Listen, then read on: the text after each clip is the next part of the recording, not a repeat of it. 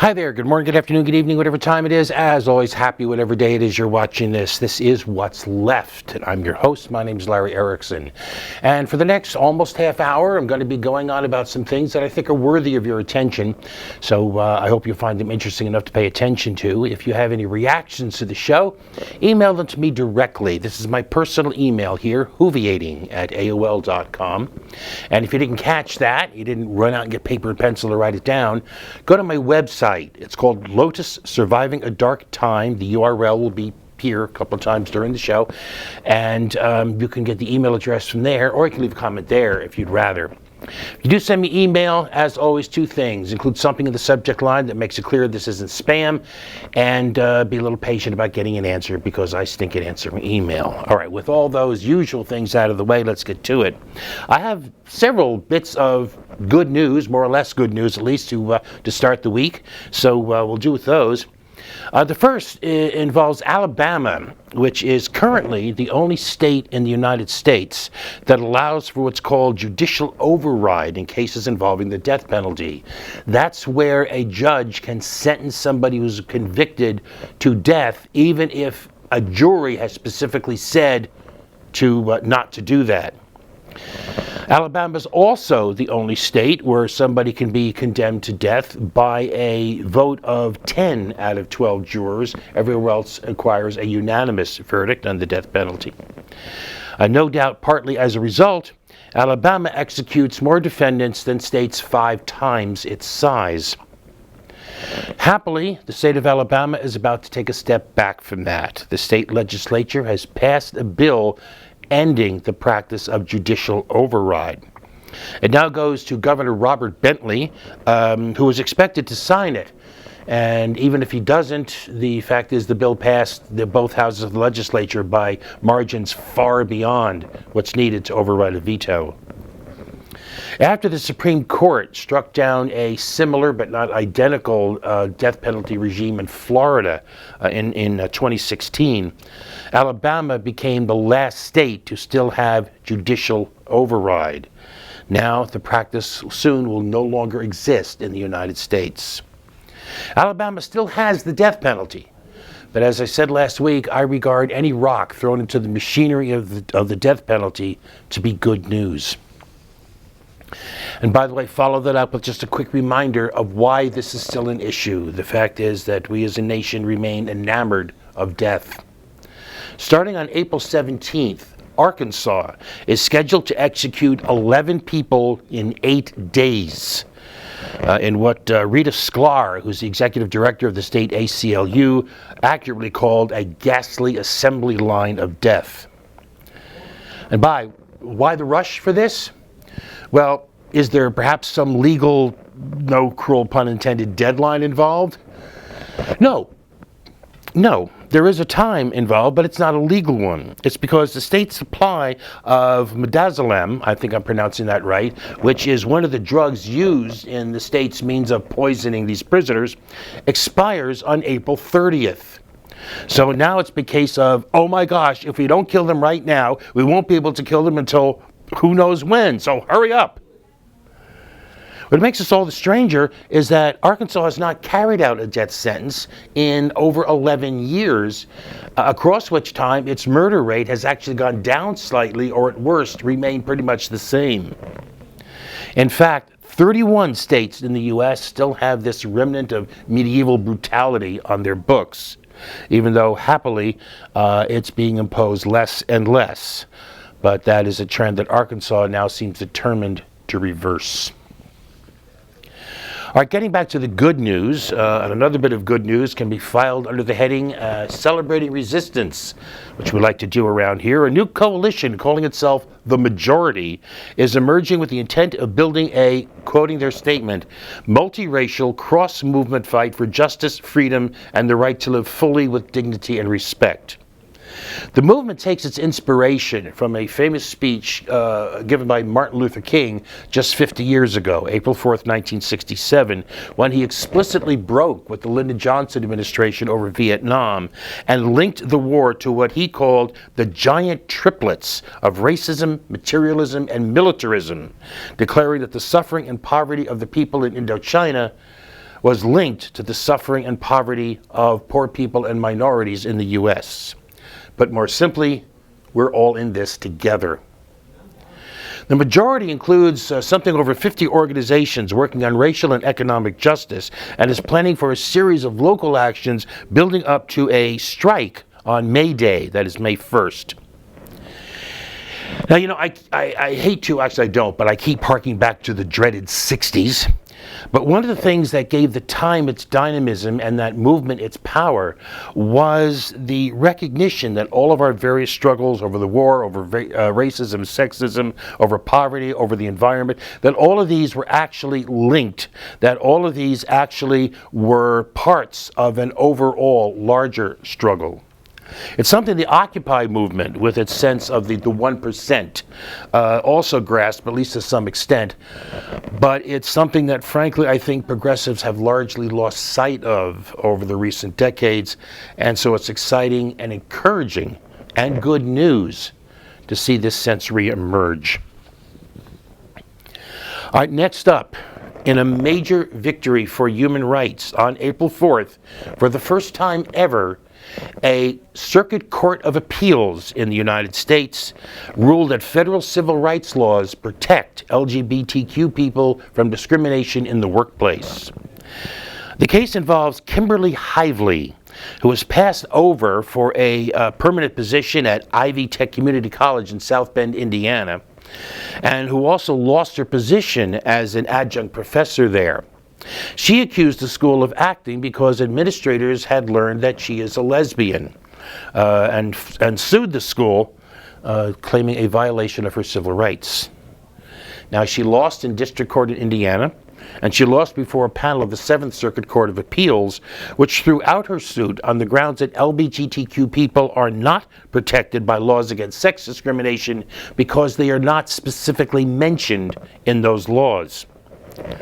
But now the entire Seventh Circuit Court of Appeals has ruled 8-3 that, quoting, "We conclude today that discrimination on the basis of sexual orientation is a form of sex discrimination."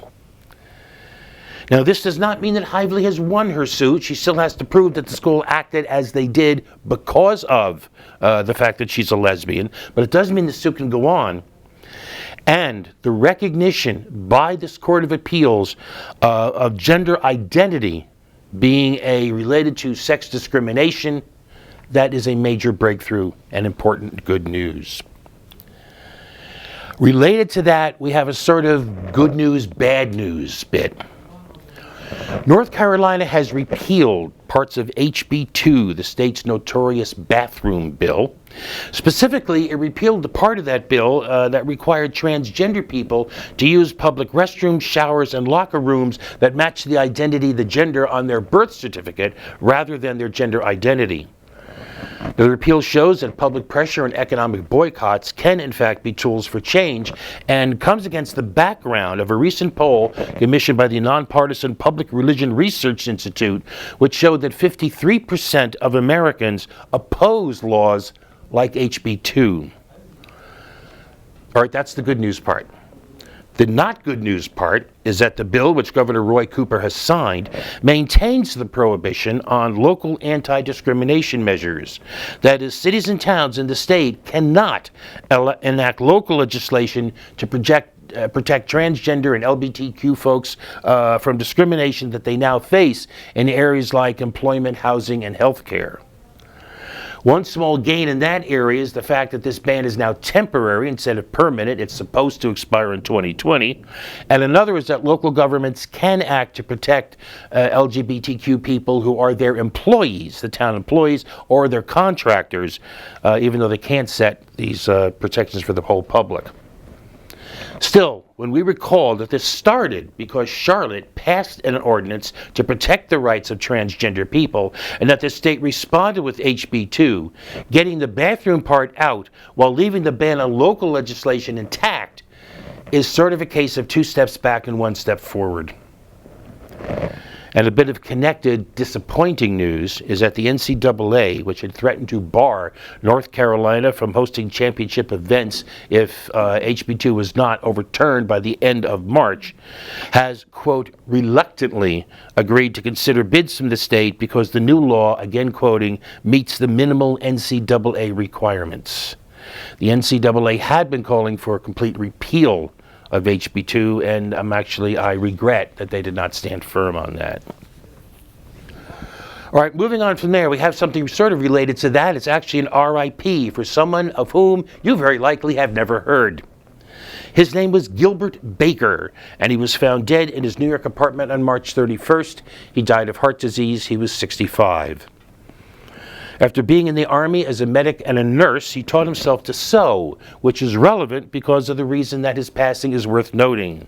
In 1978, Gilbert Baker created the rainbow flag, the flag which has become the internationally recognizable symbol of LGBTQ pride and LGBTQ rights. So much so that 4 days after the historic Supreme Court decision guaranteeing the right of same-sex couples to marry, the White House was lit up in rainbow colors, and no one needed to ask why. So, R.I.P. Gilbert Baker. All right, two quick observations on a topic which I have shamefully neglected, and even now I'm not going to give the attention it deserves. Syria. Specifically, the gas attack on the town of Khan Shaykhun, an opposition-held town in the north of Syria. As I write this, the death toll has risen to at least 86, with many more harmed, and confidence is high not only from sources like the U.S. government, but from sources like the World Health Organization and Doctors Without Borders that the weapon used was a neurotoxin like sarin. Now, the first observation is that Russia's attempt to pin the blame on the Islamist forces in the town, claiming that it was a Syrian attack on a, quote, terrorist warehouse, unquote, containing an arsenal of chemical weapons intended for fighters in Iraq, that claim doesn't pass the laugh test. It is utterly childish, one expert even calling it infantile and another fanciful. What makes it especially nonsensical is that Russia claimed that this Syrian attack on this supposed warehouse took place at 4:30 a.m., that's U.S. Eastern Standard Time. But the first photos of victims were posted online at 2:28 a.m. U.S. Eastern Standard Time, 2 hours before when, according to Russia, this supposed attack occurred. The other observation is that presidential mouthpiece and Melissa McCarthy impersonator Sean Spicer has declared that we know who is really to blame for the Syrian gas attack on the town: Barack Obama, because he was weak and irresolute after a chemical weapons attack in 2012. So in other words, according to the White House, Bashar al-Assad felt he had a free hand to use gas on Khan Shaykhun because of something Barack Obama did or didn't do 5 years ago, while the fact that just a few days before the attack, Secretary of State Rex Tillerson, U.S. Ambassador to the UN Nikki Haley, and Spicer himself all said that the U.S. was no longer focused on getting Assad out of power, that supposedly had nothing to do with it. Which just goes to show that when it comes to infantile and laughable arguments, the Russians ain't got nothing on us. Let's take a break.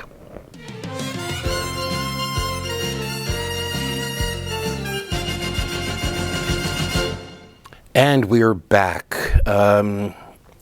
Actually, next up I'm going to give an update on something. Update on the progress of implementing the peace agreement between the rebel group known as FARC, which in English stands for the Revolutionary Armed Forces of Colombia, and the government of Colombia to end a civil war that went on for more than 50 years.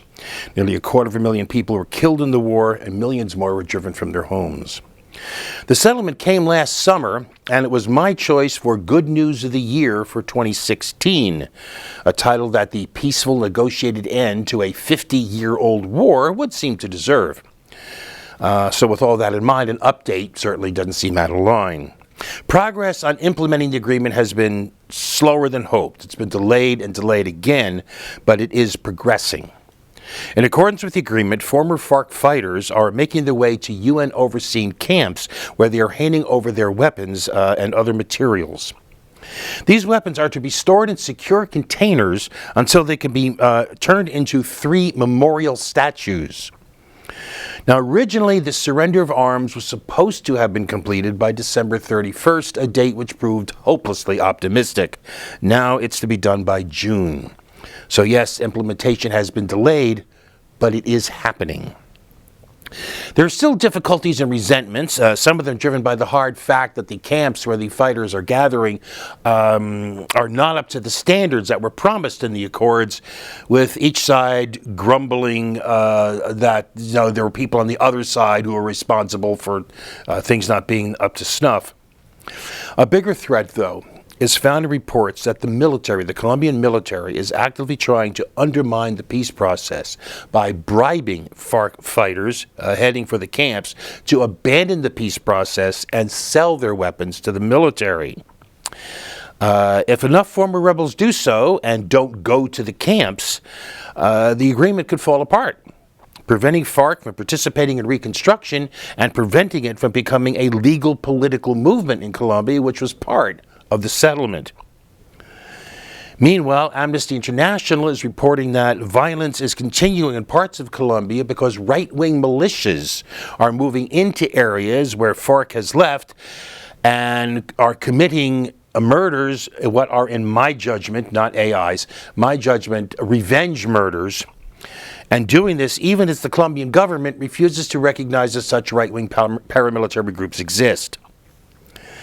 Finally, it should be noted that there is another guerrilla group, the ELN, which in English is the National Liberation Army. The ELN is more radical than FARC, but also much smaller. Negotiations between the government and ELN gotten started, they broke down, but now they're getting started again. So hopefully we can continue on this rocky road that has been started.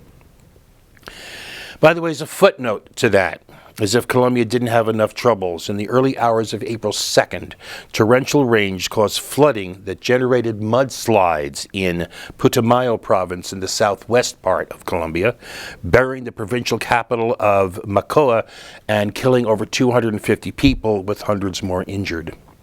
Some 400 FARC former fighters at a nearby camp have offered to help in the rescue and reconstruction efforts, but they have to get government permission in order to leave the camp. The offer of help, however, did not impress one right-wing Colombian senator who was a member of a political party that opposed the peace settlement. He accused FARC of causing the mudslides by setting off dynamite charges. He had to apologize when it turns out he got both the date and the location of the mudslides wrong. All right, next up is one of our regular features. This is the Clown Award, given as always for some act of meritorious stupidity, and oh my, do we have a winner this week. Let's start with the fact that globally, 2016 was the hottest year on record. It broke the record set in 2015, which broke the record set in 2014. Add the fact that the 20-teens are now well on their way to being the hottest decade ever, and if that holds true, that would break the record set by the 2000s, which broke the record set by the 1990s, which broke the record set by the 1980s, and I think you can see a pattern developing here. As an illustration of this, this is an image of the extent of Arctic sea ice in September 1989. Now, just to orient you quickly, Canada is at the bottom of that image, Russia, Siberia is at the top, and Greenland is the big island to the right center. Green is open water. The blue to white areas are ice with the lighter, the shade, the older the ice. Okay, got that? Okay, September 1989. This is September 2016. In the words of David Carlson, director of the World Climate Research Program at the World Meteorological Association, we are now in truly uncharted territory. So it would seem incumbent on officials to have some idea of what they're talking about when they address climate change, right? Well, apparently not. So the big red nose this week goes to, and no, it is not Environmental Protection Agency Administrator Scott Pruitt, even though he doesn't agree that carbon emissions are, quote, a primary contributor to global warming. Because coming from someone who spent a good part of his career suing the EPA on behalf of the fossil fuel industry, that kind of slippery evasion, I mean, note the deployment of the weasel word primary, that kind of thing is expected from somebody like him. No, what we have here goes beyond the greasily evasive to the downright stupid. The winner of the big red nose is a Pennsylvania state senator and gubernatorial hopeful named Scott Wagner. In giving a talk favoring drilling for natural gas on state lands in Pennsylvania, he alluded as to how climate change is probably already happening, but fossil fuel emissions definitely are not a problem. Why? Because he knows the real source of global warming. Now, first he said, I haven't been to a science class in a long time, and then immediately set about proving it by saying, and I'm quoting, the Earth moves closer to the sun every year. You know, the rotation of the Earth. We're moving closer to the sun. What's more, he said, we have more people. You know, humans have warm bodies, so heat's coming off. This is truly award-winning facepalm stupidity. Now, the Earth's orbit is not a perfect circle. So yes, part of the year we do get a little closer to the sun, and another part of the year we get a little further from the sun. But that's not what he meant, and we all know it. He was talking about the overall average. The average distance of the Earth to the sun is getting smaller. We are getting closer to the sun year after year. No, we're not. In fact, we are actually getting a tiny bit further from the sun every year. And frankly, neither the annual variation in distance nor the change in the overall average distance have anything to do with the rotation of the Earth. And what, global warming is caused by increased body heat from a growing population? Are we even supposed to take that seriously? Well, assuming you wanted to, one physics fan did a calculation and determined that assuming a population of 7 billion well-fed people, on any given day, the sun delivers to the Earth something over 120,000 times as much energy than all of those people collectively give off. And what's more, if you really want to be scientific and thorough about it, if you trace it all the way back, you'll find that the source of all of our human energy is plants that themselves were built on stored solar energy. Now that's true whether we get it directly from the plants or whether we get it from animals that ate the plants or from animals that ate the plants. Which means, ultimately, that all of the heat energy our bodies radiate is merely returning to the environment energy that we removed from it in the course of eating. So, in fact, our net impact on warming is zero. Now, you may not have known those details, or you may not have known the details about the Earth's orbit, but, my gosh, we're slowly spiraling into the sun? Body heat is changing the climate?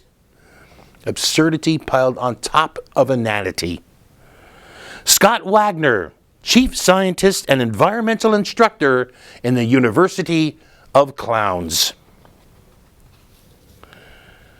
All right, finally for this week, our other regular weekly feature.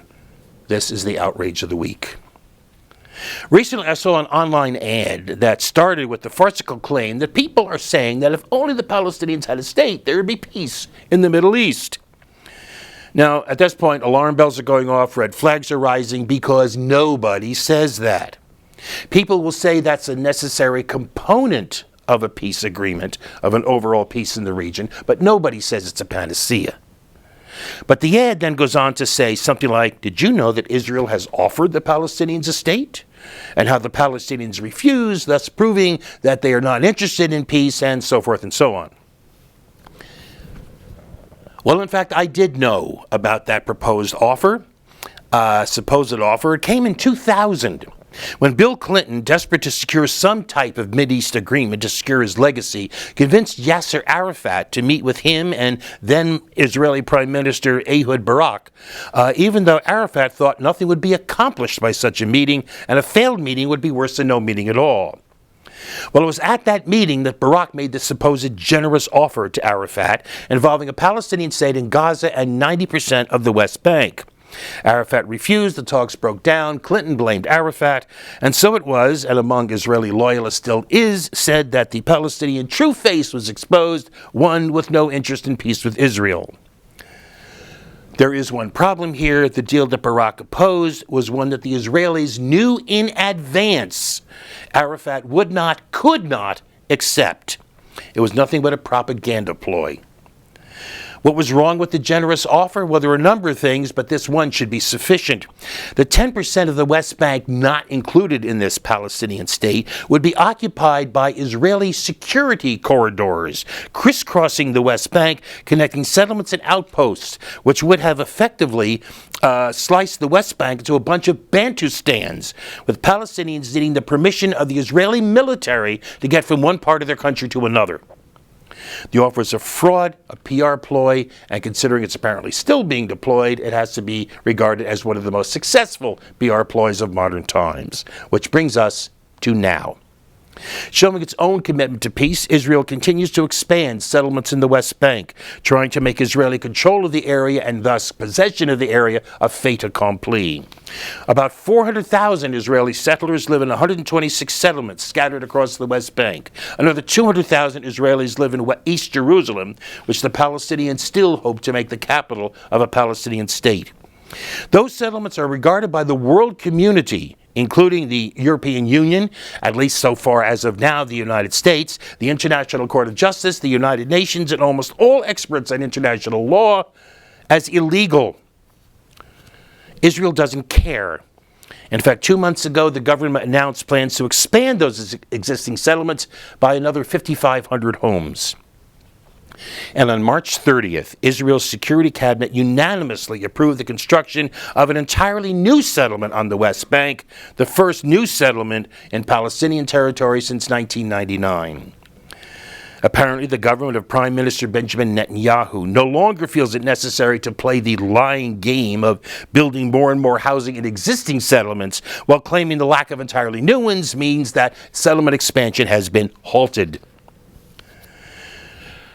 What makes this especially outrageous is that the new settlement, which will be constructed north of the Palestinian city of Ramallah, is intended for Israeli settlers evacuated from Ammona, an outpost that was destroyed by Israeli authorities in February because it was not sanctioned by the Israeli government. In other words, it was your settlement, it's not sanctioned, it has to come down, but don't worry, we'll just build you a new one. It was illegal, who cares? PLO Executive Committee member Hanan Ashwari said the announcement, I'm quoting her, once again proves that Israel is more committed to appeasing its illegal settler population than to abiding by the requirements for stability and a just peace. Netanyahu said that the building of the new settlement is keeping a promise that he made, apparently keeping the promises he has repeatedly made for honest negotiations for peace are not ones he regards as worth keeping. And if you do believe in peace in the Middle East, you have to regard that as an outrage. All right, that's it for this week. We're done. We're out of here. You just have the best week you possibly can. We will see you next week. And in the meantime, as always, peace.